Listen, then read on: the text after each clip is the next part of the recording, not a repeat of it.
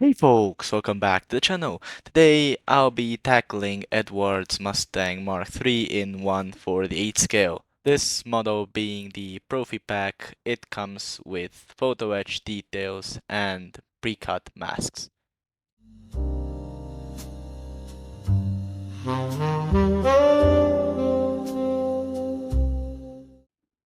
This kit came out last year and I've been meaning to finally build it for a while now.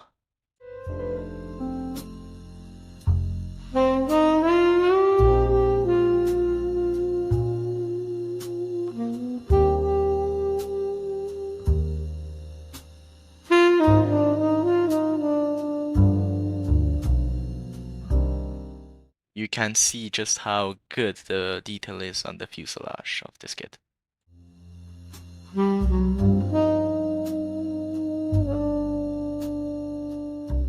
I chose the first scheme, which is an aircraft flown by Polish General Stanislaw Skalski.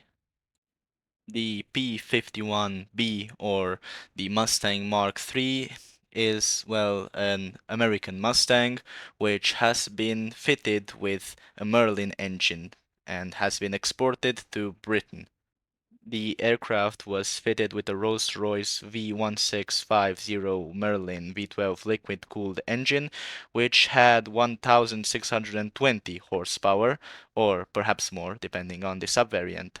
The aircraft had a length of 9.84 meters, or 32 feet, and a wingspan of 11 meters, or 37 feet, and a height of 2.68 meters, 8 feet. The empty weight of the aircraft was 3,168 kilograms, or 6,985 pounds. The maximum load this aircraft could take was 5,080 kilograms. It could also go up to a maximum speed of 711 kilometers per hour, or 441 miles per hour at high altitude, which was at about 9,000 meters. The aircraft had four 12.7 mm Browning machine guns in its wings, which were all that it had in terms of guns, and it could have two hardpoints under its wings where it could carry fuel tanks or bombs. Finally, the service ceiling of this aircraft was about 12,700 meters, or 41,000 to 42,000 feet. Before continuing, I would like to apologize for some of the angles you're about to see in this video and some of the blurry shots. I didn't realize that happened only after I finished recording, so again, I'm really sorry about that.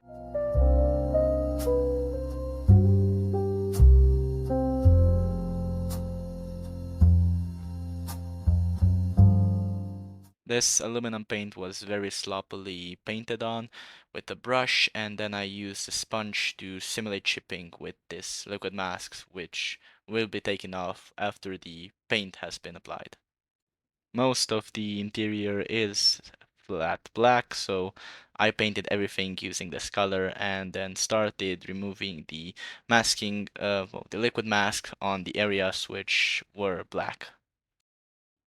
I am using a Q-tip, but I wouldn't recommend using the exact type of Q-tip that I'm using since, as you can see, those little hairs get stuck and it's quite annoying. I would recommend the other Q-tips which have a harder edge and they don't get destroyed as easily.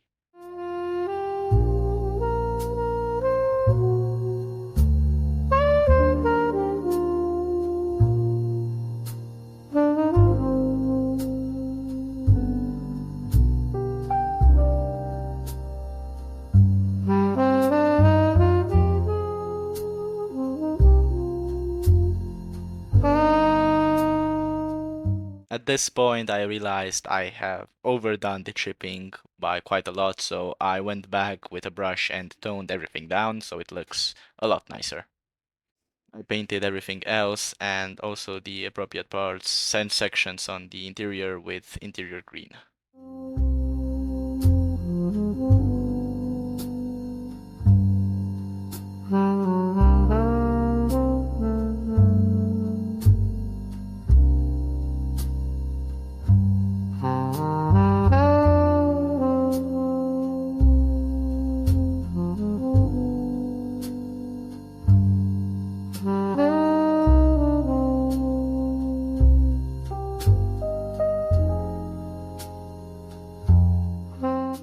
this point, everything is starting to come together.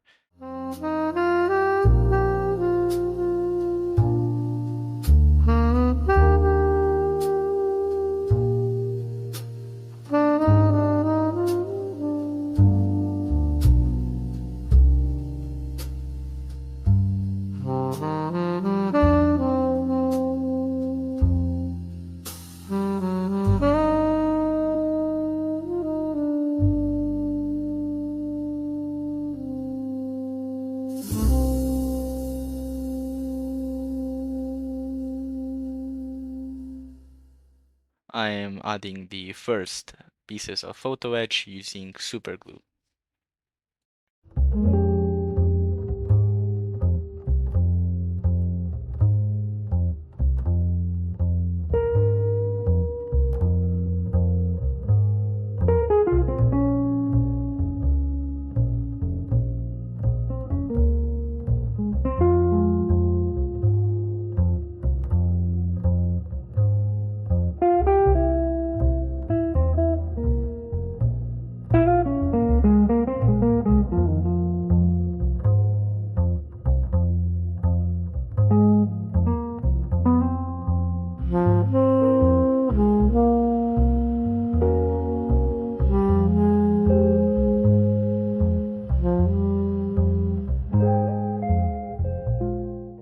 I'm now detailing the back section of the cockpit even further.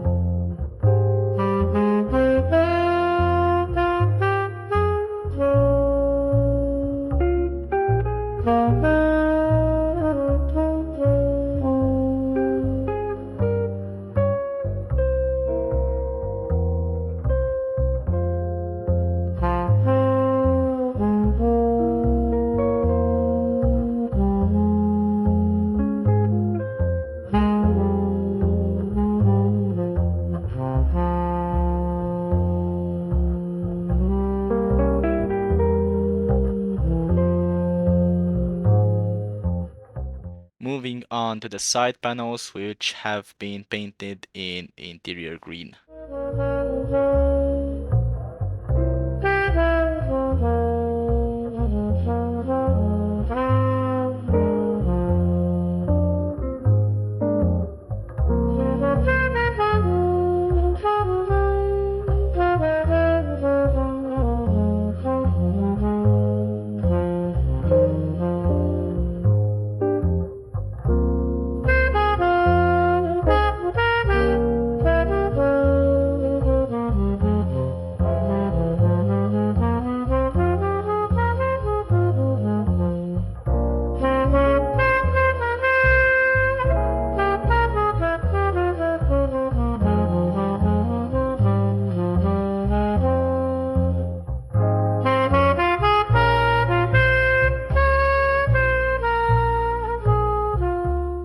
The inside of the fuselage has been painted in 3 different colors. Most of the fuselage is in interior green, but the place where the intake is has been painted in aluminium, and the back section where the tail wheel is supposed to go is painted in chromate yellow. Please do not repeat the same mistake I did here. I did not read the instructions carefully enough, and I actually placed this part a bit too further down the fuselage. It should have been a bit more up, so I had to cut it down and then place it back in its proper position. You can see that it looks quite nasty now, but it all goes well in the end.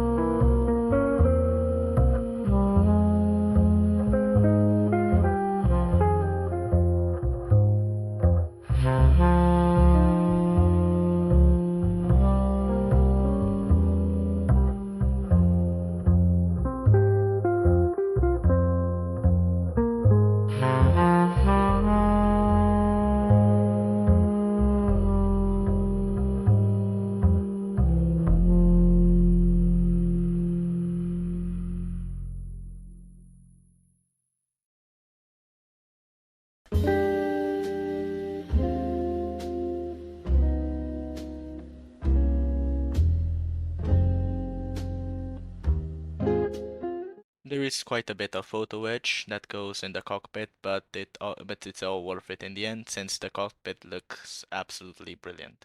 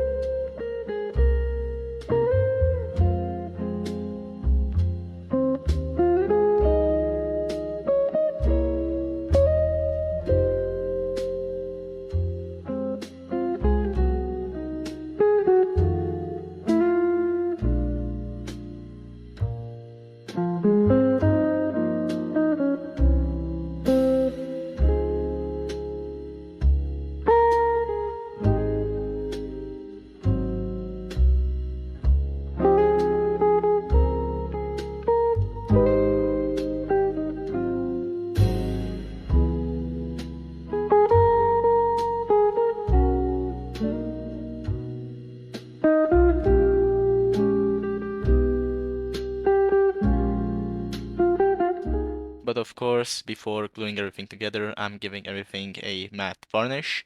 I should have given everything a gloss varnish, then weathering, and after that, a matte varnish, but I went straight to the matte varnish.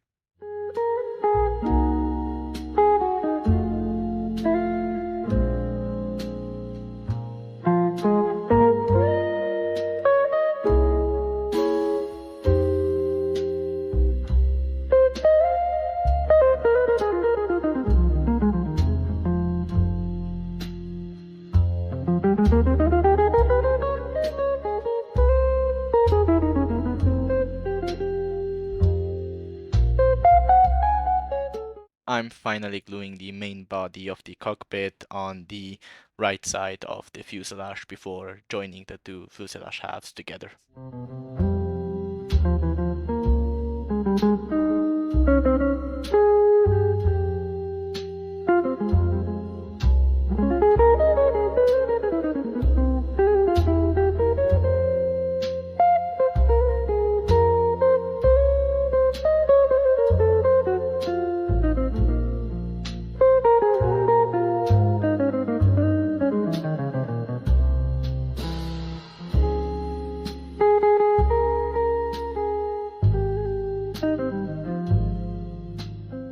Here is a close-up of the actual interior, and I hope everyone likes this as much as I do, because I really like how it turned out.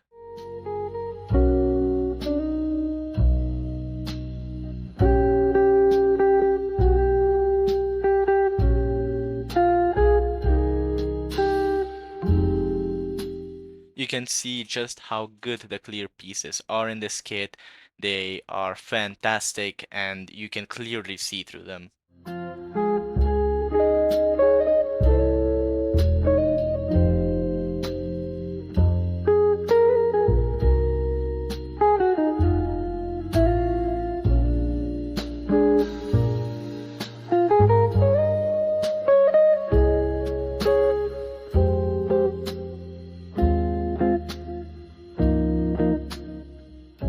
I fixed the clear pieces using a tiny bit of super glue.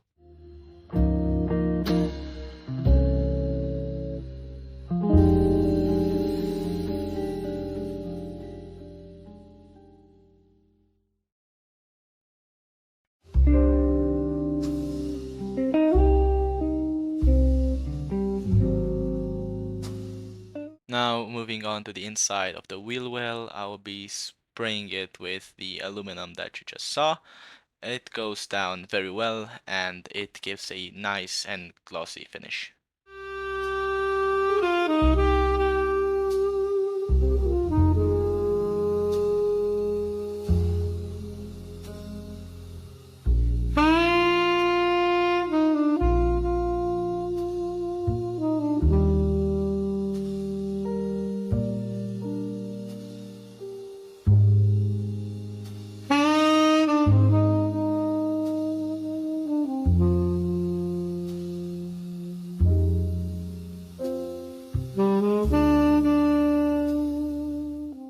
This was probably the most meticulous part of the entire process. I carefully masked off all of the panels and I painted what was not masked in a chromate yellow color.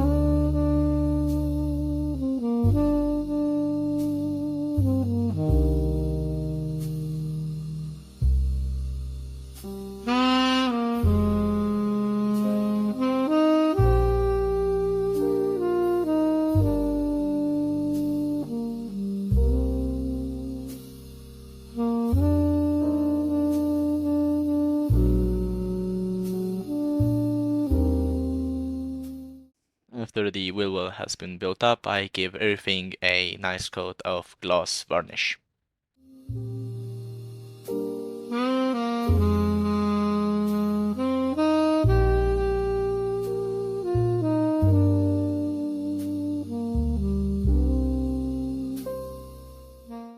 And finally, I'm using this enamel wash for highlighting and details.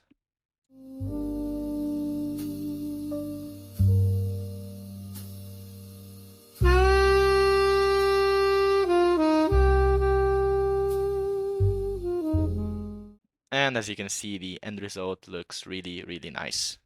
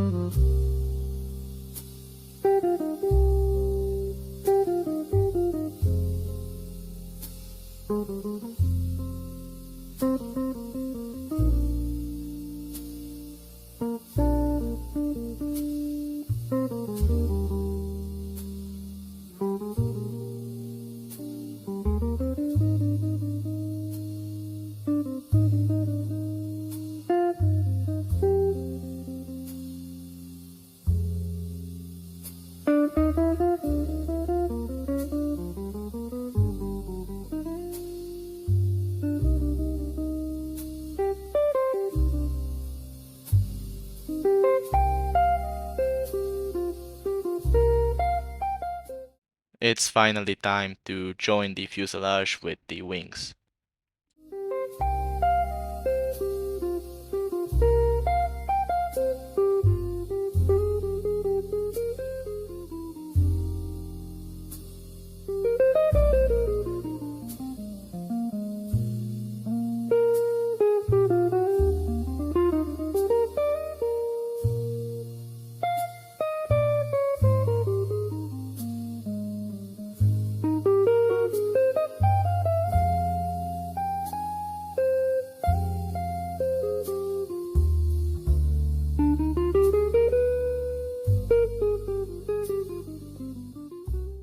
While that was drying, I moved on to the flaps and the vertical stabilizer and the horizontal stabilizer.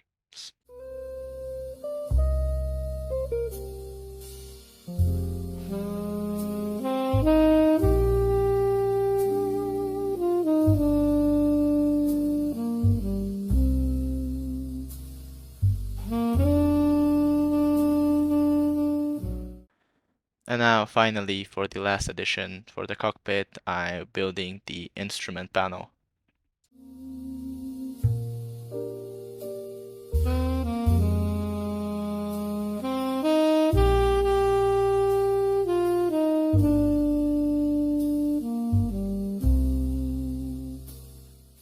This is how the instrument panel turned out in the end.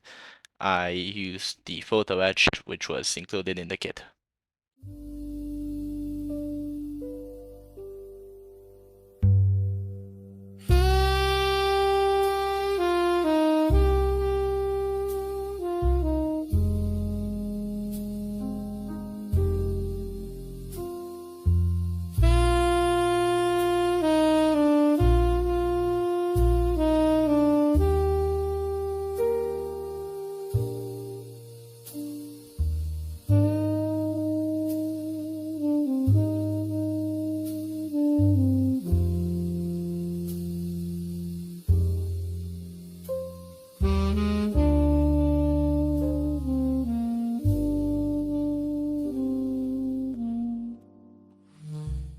Now, this kit had a couple of seams which I had to take care of.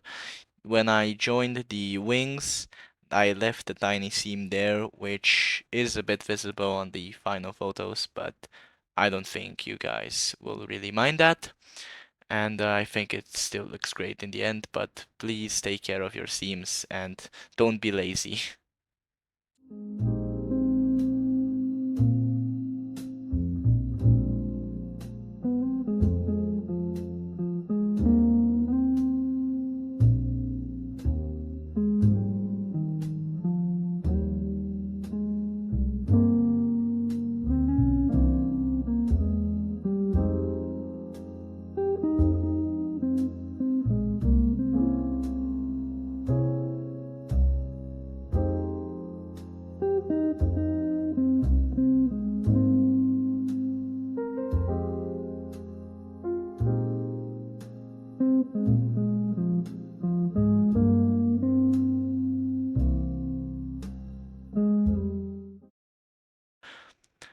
After gluing the frontal section of the cockpit and putting a sponge in to keep the paint from getting inside of it, I also used sticky tack and used some of the pieces included in the kit for the undercarriage to also keep paint from getting in, and moved on to priming the model in black.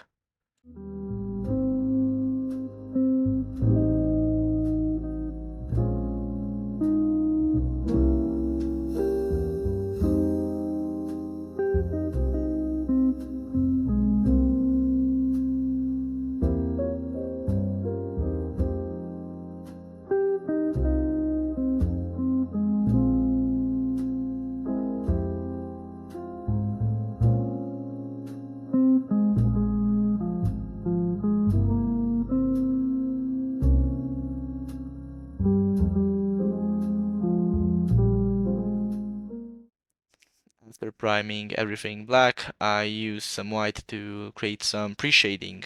Now, this pre-shading will be covered up by the thick layer of paint that I do lay on afterwards, so.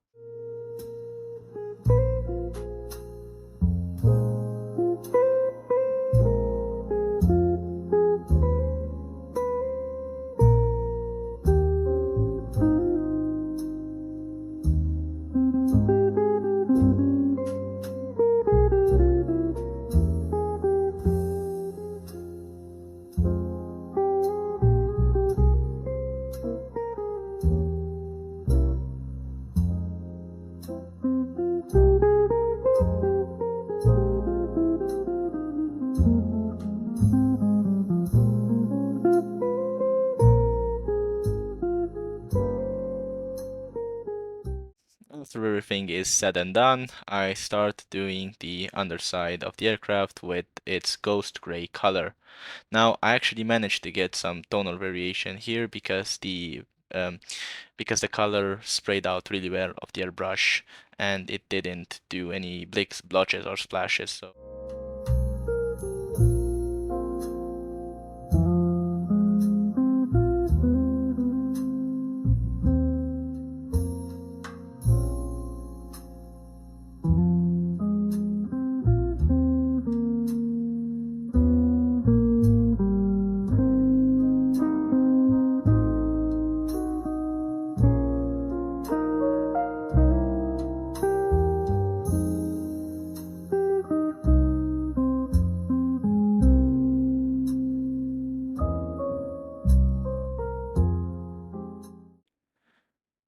starting with the upper section of the aircraft, I used this dark green by Revell, and this paint doesn't really come out of the airbrush that well. As you can see, it leaves quite a bit of splatter, which might be on my end because I didn't thin it properly, but I still feel like every time I use Revell paints to actually airbrush, they don't really go really well.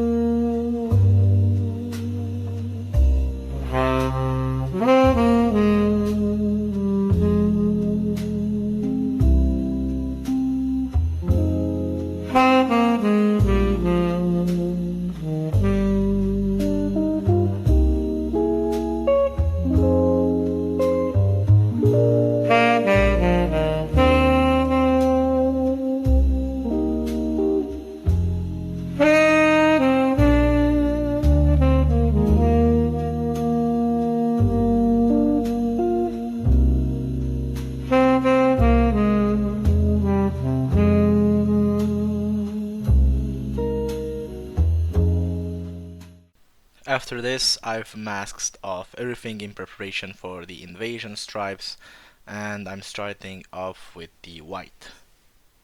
While I'm painting, I would like to talk a bit about Stanislaus Skalski, which is the pilot of the aircraft that I'm recreating.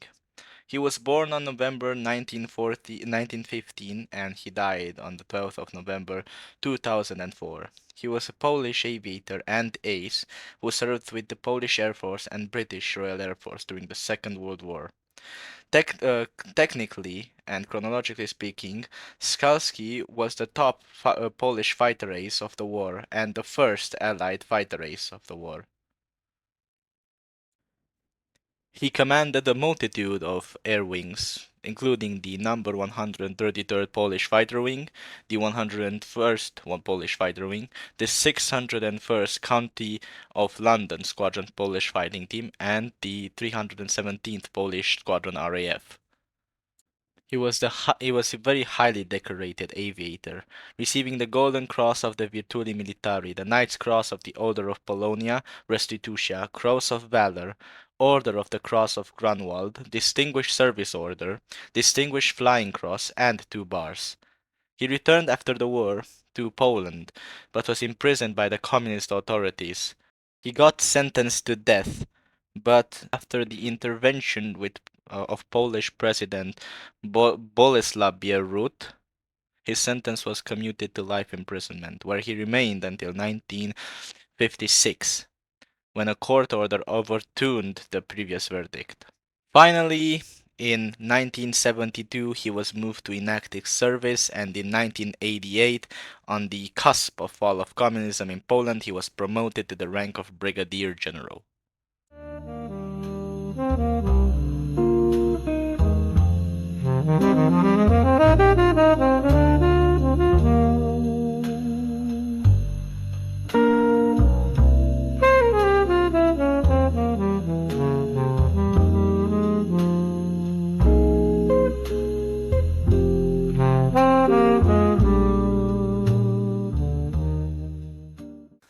You can see me struggling to take up some of the masking pieces.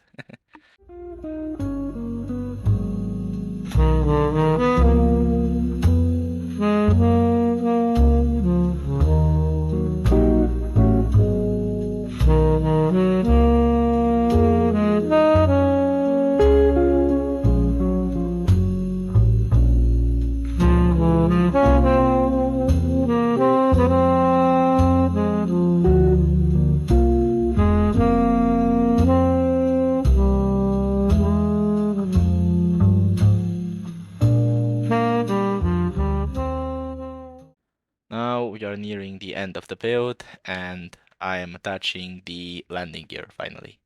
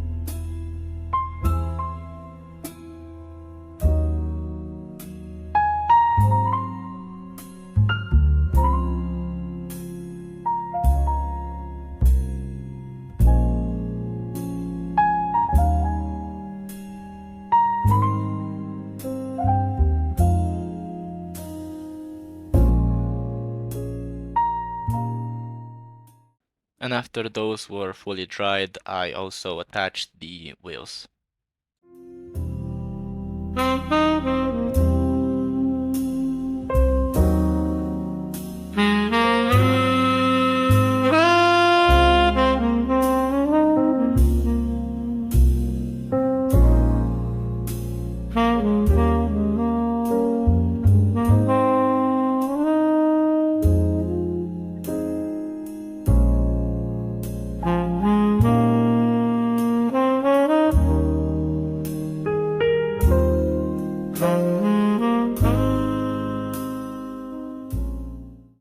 Now, time to move on to the varnish. The first layer being a gloss varnish, which will be evenly applied to the whole aircraft.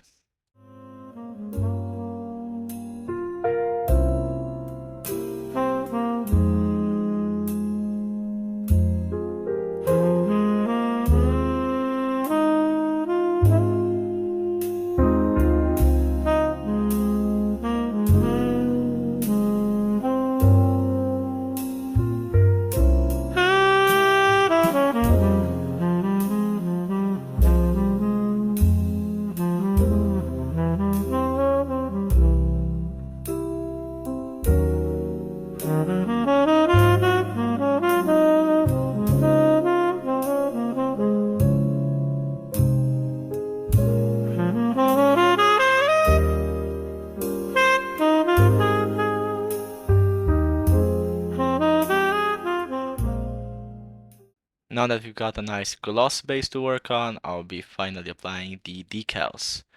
As you know, Eduard decals have a very thin carrier film which is removable, and I'll be doing that too in this video. Also, something happened to my roundos and they look a bit funky, and I'm not entirely sure why, because they were sealed up until now, and I'm not entirely sure what caused them to have that sort of fading in it in the color. You will see what I mean.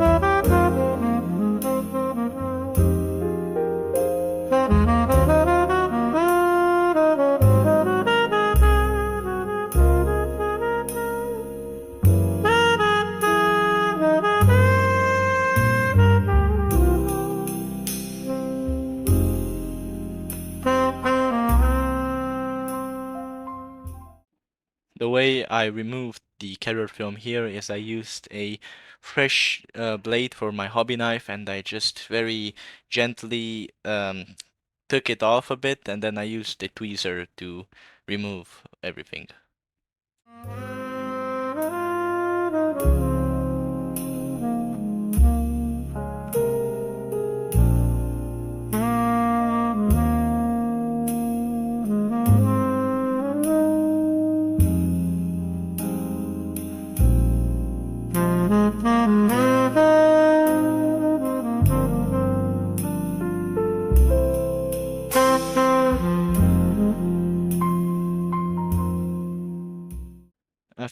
decals have been applied, I can move on to another layer of gloss varnish.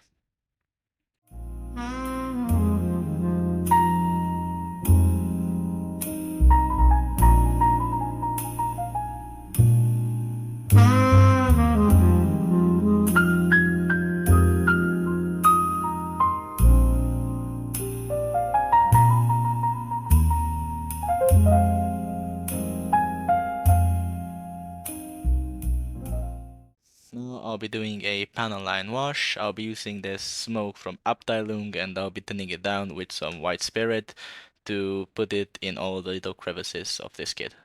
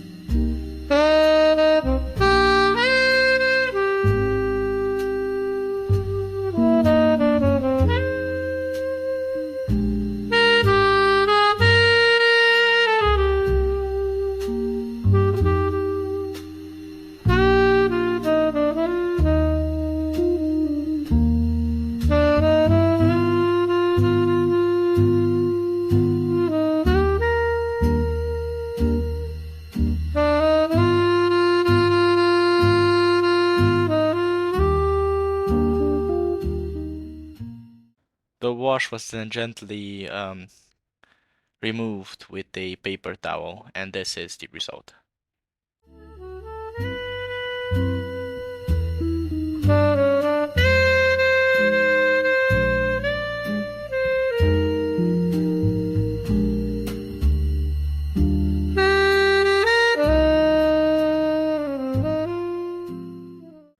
Now, if you're doing chipping, please don't do it like I do it. I should have used a smaller brush with a sharper tip. I also should have used maybe a toothpick to simulate smaller chips, and maybe a sponge, which I do end up using, but I don't show it in the video. But please don't use a type of brush that I use here, since there will be chips that are very out of scale and they don't look realistic at all. So please be careful when you're doing chipping, since this is one of the steps that you can easily get carried away with.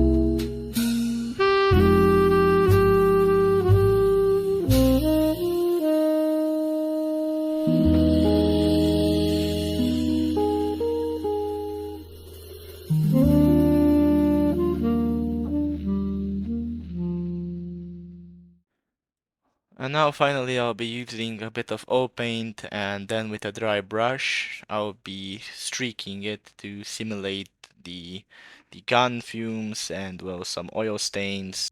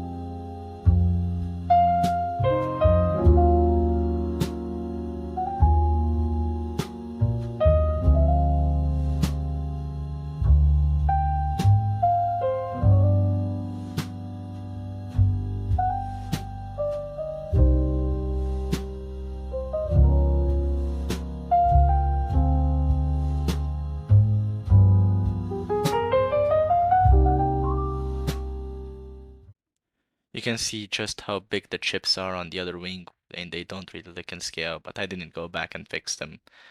Also, I'm finally applying the matte varnish over everything to seal everything in.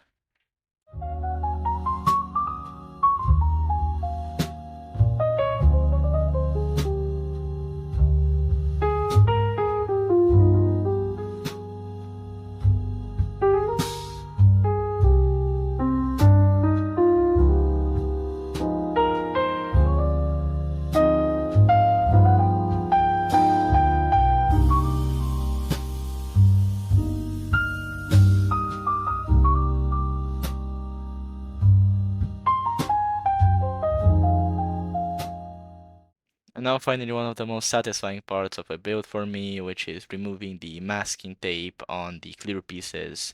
And fortunately everything looks great, and there was no fogging, there was no glue that went up in there, there was no paint, everything was perfect.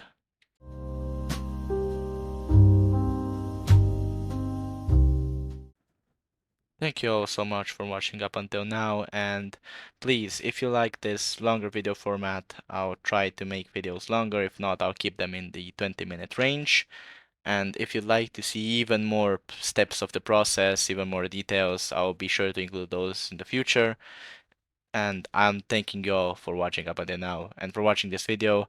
I'll see you guys in the next one. Bye bye.